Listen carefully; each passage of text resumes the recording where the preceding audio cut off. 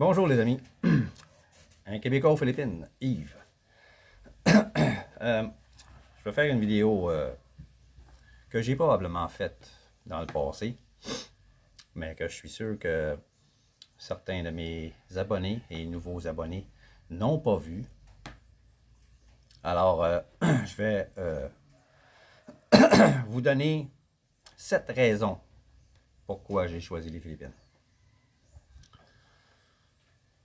Première raison, la température. Alors, je suis un gars d'extérieur. J'aime la nature. J'aime cultiver des légumes, avoir un jardin. Alors, l'hiver au Québec, oubliez ça, là. On a un été supposément de juillet, à partir de juin, juillet, à août, septembre, 3 mois. Donc après ça, il n'y a plus rien qui veut pousser. À part les pins, les sapins, les épinettes, il n'y a plus rien de vivant. Il n'y a plus rien de vert au Québec. Qui aime encore, rendu à 60 ans, qui aime encore l'hiver et ses tempêtes? Son verglas, ces températures extrêmement froides, les voitures qui ne veulent pas partir, qu'on est obligé de brancher. Il faut avoir un bloc moteur chauffant, etc. Qui aime encore ça? Donc oui, la température. Ici, il fait chaud et très chaud. Et même très chaud, je peux vous dire que moi, personnellement, je l'endure facilement. Chez nous, au Québec, en été, on peut faire 32, 33, facteur humidex, là, 35. Ça va chercher à ça avec le facteur humidex. Puis on est mourant. On se cache, on se met à l'air climatisé ou on s'en va dans la piscine. Mais on ne fait pas d'or au soleil à cette température-là. On rentre dans la maison à l'air climatisé. Ici, j'ai été prendre des marches à 37. Je faisais 37, casquette, il fallait prendre une marche. Oui, je suis revenu, j'étais tout trempé. Mais j'ai jamais eu la sensation de suffoquer, d'être écrasé par la température. Je marchais d'un bon pas, je regardais les commerces qu'il y avait, je faisais le tour de la ville quand j'étais à Pinamalayan. Donc, pour moi, c'était correct. S'il y a des gens comme moi qui avaient des difficultés durant l'été, certaines journées, à cause de la température, de la chaleur écrasante, à cause de l'humidité, ici, moi, je le supportais bien. Donc, la température, c'est un des facteurs, une des raisons. La deuxième raison, c'est abordable. Oui, certains produits qui sont importés coûtent plus cher. Mais la majorité des produits ici, quand vous avez des contacts, vous êtes marié avec une Filipina, etc. Moi, ma blonde, elle a des contacts, elle connaît tout le monde. Mes voisins sont des relatives, qu'on appelle. Un membre de la famille s'est marié avec un membre de sa famille, donc c'est des relatives. Et puis, juste pour vous donner une idée, mes repas d'aujourd'hui, mon dîner et mon souper, va me coûter 30 pesos. 30 pesos. C'est 41 pesos pour $1 canadien. Ça me coûte 30 pesos pour les 2 repas. J'ai des légumes, j'ai des herbes, j'ai des épinards d'eau, du kangkong. J'ai acheté une canne de sardines, 30 pesos, 35 pesos. Oui, 35 pesos. Pas 30. Et puis, il y a des papayes qui poussent là-bas, chez l'arbre du voisin. Là, on est allé en demander un. une papaye qui n'est pas mûre, ils s'en servent comme légumes ici. Donc, elle l'a épluché, une belle grosse papaye. Longue comme ça, là. Même genre de papaye que moi je vais avoir. L'épluche, on enlève les graines, coupe ça en morceaux, fait cuire avec les sardines, le cancan, mes poivrons, une courge sponge gourde, une courge éponge. En passant, la courge éponge, c'est pas une loufa, c'est pas la même chose. Faites cuire tout ça. J'ai mangé ça pour dîner avec du riz. Je vais manger la même chose pour souper. 35 pesos. Donc, c'est abordable. C'est sûr, si on fait les recettes de chez nous, élaborées avec toutes sortes de choses, des épices, des fines herbes, la poudre à pâte ou la fécule de maïs, etc. Il faut s'équiper avant. Puis ensuite, ben, c'est sur le long terme qu'on économise parce qu'on n'a plus besoin d'acheter. Puis là, ben, on a besoin de porc ou de poulet ou de poisson. Puis on paye pour les ingrédients, puis des légumes, puis on en ajoute. Puis on ne fait pas de poussée de légumes. Oui, ça va nous coûter plus cher, mais toujours moins cher que chez nous. Toujours moins cher que chez nous. Mais vous voyez, aujourd'hui, j'ai dit, oh, j'ai dit à ma blonde, non, tu descends pas au marché, là. Qu'est-ce que tu pourrais faire cuire qui coûte pas cher, là? Quelque chose qui va coûter bon. Ben, on a ça, puis ça prend juste une canne de sardines. Combien tu as besoin? Ben, dis, donne-moi 40 pesos. Je donne 40 pesos, ça m'en a ramené 5. 30 pesos pour la journée. C'était très bon. C'était très bon, très nourrissant. Les sardines, très bon pour la santé. Kangkong, c'est une variété d'épinards d'eau, beaucoup de vitamines. Papaye, beaucoup de vitamines. Poivron, c'est un légume. Les courges, c'est un autre légume. Donc, oui, le fait que ce soit abordable, c'est une des raisons. 3, très beaux paysages. Oui, au Québec, il y a des très beaux paysages en Gaspésie. Mais pour aller en Gaspésie, c'est 12 heures. 8 heures, 7 heures, 8 heures, 12 heures. Je ne me souviens pas exactement.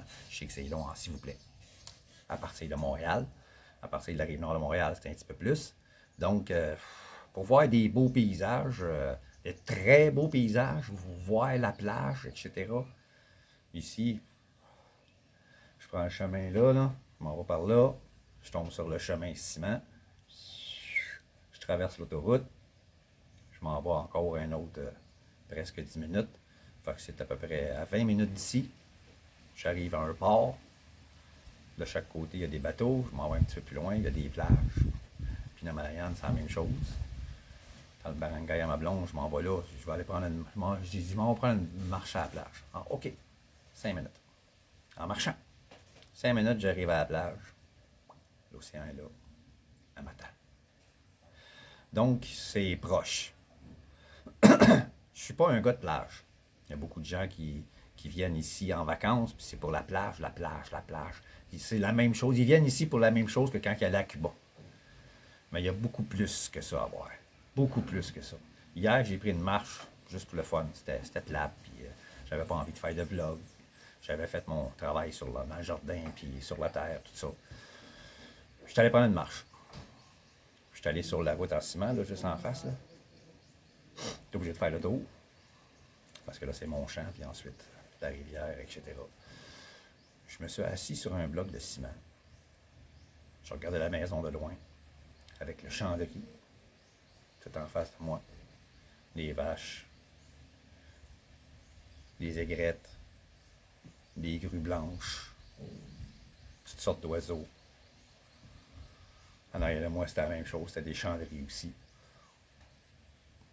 Ça paraît pas, mais c'est beau à regarder. Je me suis tourné de bord, il y avait des champs de riz, puis au loin, une montagne. Majestueuse. Énorme. Très belle. Donc, il y a de très beaux paysages ici. C'est une des raisons. 4. Le langage. Les Philippines est le deuxième pays en importance où on entend beaucoup d'anglais. C'est pas tout le monde qui le parle. Mais même s'ils ne le parlent pas, mes voisins, là, ils ne parlent pas l'anglais. Ils me comprennent. Quand je parle, ils me comprennent. Là, ils me parlent en tagalog, puis j'essaye de figurer, depuis que j'habite ici, j'essaye de figurer qu'est-ce qu'ils veulent dire. On réussit à se comprendre. Le premier pays qui parle l'anglais, plus qu'aux Philippines, c'est Singapour, mais Singapour, c'est plus cher qu'ici. C'est pas les mêmes mentalités non plus. Donc, le langage. Cinquième raison, les gens. Les gens sont très gentils, aidants, toujours souriants, sont toujours en train de chanter, sourire, rire, s'amuser, s'exclaffer devant toutes sortes de choses. C'est des gens qui sont simples, puis qui s'amusent avec rien, qui ont du plaisir avec rien, avec un rien. Donc, oui, les gens. Sixième raison, les valeurs et la mentalité. La mentalité asiatique, c'est pas du tout la même chose que la mentalité nord-européenne, nord-américaine ou européenne. C'est pas du tout la même chose. Les mentalités caucasiennes sont plus orientées vers l'argent, l'argent, l'argent, l'argent, l'argent, l'argent, l'argent, l'argent, toujours l'argent. Ici, c'est plus la famille. C'est plus le cœur. C'est pas du tout la même chose. Ça s'approche, les valeurs et la mentalité s'approchent plus de qu'est-ce que j'aime. Peut-être pas pour ce qui est de la famille en tant que telle. J'aime pas avoir énormément de gens autour de moi. Mais je peux comprendre ces gens-là avec la mentalité qu'ils ont. Je viens d'une grosse famille moi-même, mais j'ai toujours été un peu celui qui est à l'écart, pas outsider, mais j'étais à l'écart parce que les autres étaient trop bruyants, puis ma mère me disait « Tiens-toi tranquille. Tiens-toi tranquille, ok? J'ai assez de problèmes avec les autres, là. » Fait que je me suis toujours mis à part, donc je suis comme devenu un loner. Mais je peux comprendre ces gens-là qui sont axés sur la famille. Puis en même temps, ben, ce que moi, j'ai pas acquis, c'est quelque chose qu'on a perdu en Amérique et dans certains pays d'Europe. Probablement plusieurs pays d'Europe. C'est le fait que les parents ne sont pas placés dans des maisons de vieux pour les laisser mourir là. Les abandonner puis aller les voir 1 ou 2 fois par année. Excusez pour la luminosité, c'est le soleil, il y a des nuages. Donc, ici, c'est pas du tout comme ça. Les aînés, on les garde avec nous et on en prend soin. Celui qui est quelqu'un ne se marie pas ou plus jeune de la famille va s'occuper de ses parents quand ils vont devenir des aînés. J'ai remarqué ici que les aînés, c'est à partir de 60 ans. J'ai remarqué que sont brûlés, sont finis à 60 ans. Moi, quand je suis arrivé ici, puis je faisais telle ou telle chose, puis les gens étaient... Quel âge? 61. Strong. Il était surpris. Il était surpris parce qu'ici, il travaille tellement dur. Puis tout est fait main. Les grosses machineries comme chez nous, tondeuse à gazon, une souffleuse, tous les appareils qu'on a, qu'on peut presque rien faire, on n'a presque rien à faire, les machines le font pour nous, bien ici, ils n'en ont pas. Ça existe, mais c'est pas abordable pour eux. Pour nous, ça le serait. Mais pour eux, ça ne l'est pas. Alors, j'ai décidé qu'au lieu d'acheter une tondeuse à gazon, qui me coûterait... J'ai acheté un Weed Eater que la plupart des gens qui peuvent se le payer dans les Filipinos, ben j'achète ça. J'achète un Weed Eater à gaz. Puis ça fait la même job. C'est un petit peu plus fatigant. Je fais pas tout mon gazon parce que j'en ai pas mal. Parce que je finis par avoir mal à l'épaule à cause d'une bursite. Donc, j'en fais un peu, puis le matin, j'en fais un peu l'après-midi. S'il en reste, ben, je fais le reste demain. Demain est un autre jour. Il n'y a plus rien qui presse. Il n'y a plus rien qui presse. Donc, septième pays. Septième raison. Le pays d'Asie du Sud-Est le plus sûr. Je suis sûr qu'il y a des gens qui vont vous dire « Ah, c'est dangereux là-bas aux Philippines, tu vas te faire tuer, tu vas te faire kidnapper, tu vas te faire attaquer. » J'ai entendu parler qu'un Américain s'est fait kidnapper. Il y a même sur le site du gouvernement du Canada qui a placé les Philippines dans les top 3 pays les plus dangereux au monde. Parce qu'ils se sont fiés seulement à une région qui est Mindanao, à l'est de Mindanao, qui est une région musulmane. Il y a des musulmans là, c'est l'endroit où il y a des kidnappings. Cette année, depuis le début de 2025, il y en a eu 2. Vers la fin de 2024, il y en a eu 3. Seulement là. Nulle part ailleurs au pays. Nulle part ailleurs. Donc, évitez d'aller Mindanao. Dans l'Est, où est-ce qu'il y a des musulmans, n'allez pas là. Si vous rencontrez une Filipina en ligne, puis qu'elle vous dit qu'elle vient de Mindanao, renseignez-vous de la ville, le nom de la ville, puis faites une recherche sur Internet sur cette ville-là pour savoir où elle est située, dans quelle région, quel genre de gens vivent dans cette région-là, s'ils sont de foi musulmane, barrez-la. N'y allez pas, même si c'est la plus belle fille que vous avez jamais vue, elle est sexy, elle est jeune, mon ego là, oh, une belle petite jeune, là, moi, j'y ferai pas mal. Ça peut arriver que quelqu'un vous fasse mal. Les gars là-bas, ils n'aiment pas ça que vous volez leurs femmes. Puis le dernier que j'ai entendu qui s'est fait kidnapper, ben lui, il est arrivé sur l'entrefaite que la fille elle venait de laisser son mari parce que c'est un loser, puis qu'il a perdu son travail, puis il s'est mis à boire, puis etc. Fait qu'elle l'a laissé, puis elle a rencontré ce gars-là qui vivait dans la même ville. Elle l'a rencontré, puis ils se sont mis ensemble. Puis là, l'autre qui a été mis de côté, ben, il n'a pas aimé ça. Il a engagé 2 gars, ils l'ont kidnappé. Ils ont demandé une rançon à la famille. La famille a refusé de payer.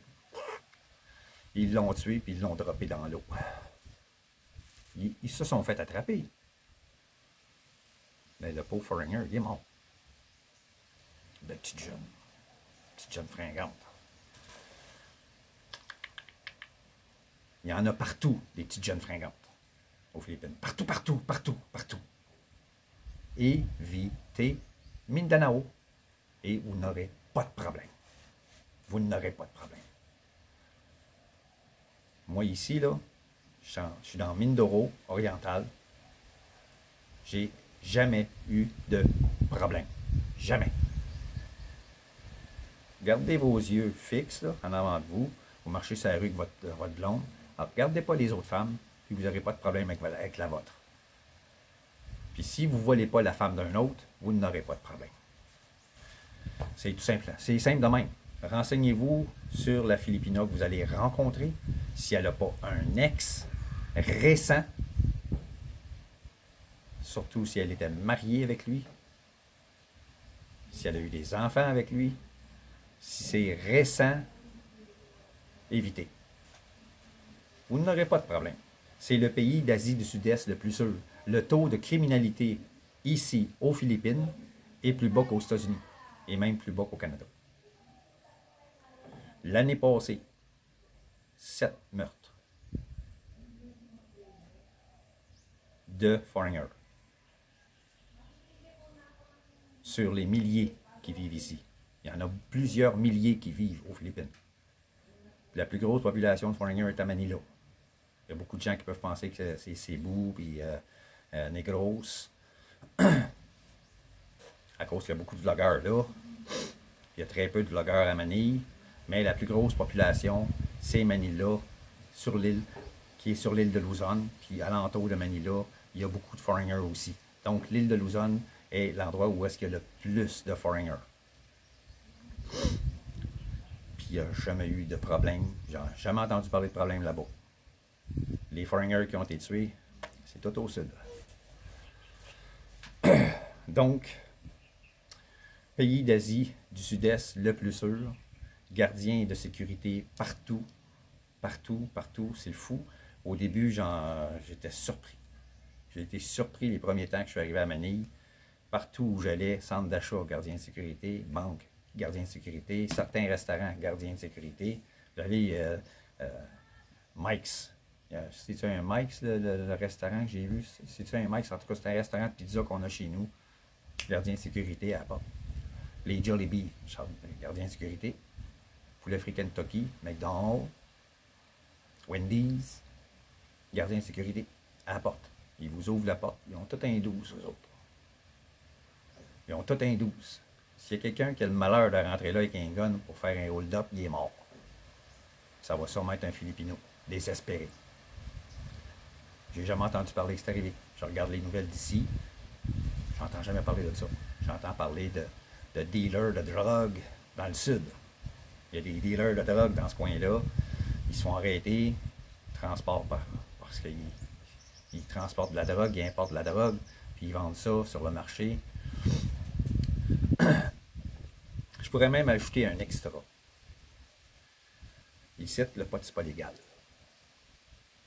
Fait que les poteux, arrêtez de poter.